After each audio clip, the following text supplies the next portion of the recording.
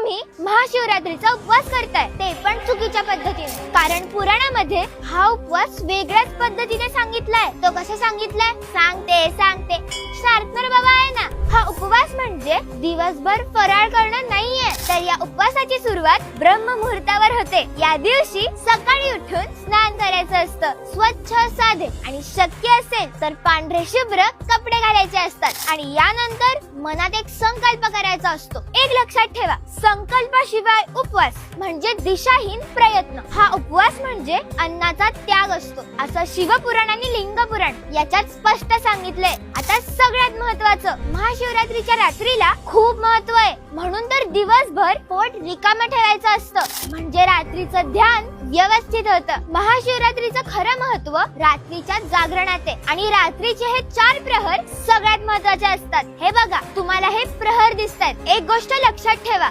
शिवाला संपत्तीची, ऐश्वर्याची अपेक्षा नसते, म्हणून साधी आणि शांत पूजा श्रेष्ठ मानली जाते. हे जागरण म्हणजे फक्त डोळे उघडे ठेवणं एवढंच नाहीये, तर मन जागा ठेवणं याला सगळ्यात जास्त महत्व आहे. आणि दुसऱ्या दिवशी सूर्योदयानंतर शिवजींना नैवेद्य दाखवून तेच ग्रहण करावं, आणि मगच तुमचा उपवास म्हणजे व्रत पूर्ण होतं. हे व्रत जसं संयमाने सुरू केलं तसंच संयमाने सोडायचंही असतं. आणि हा, आज फराळामध्ये काय असा प्रश्न नसतो विचारायचा. बोला नमः पार्वती पते हर हर महादेव. शार्पनर.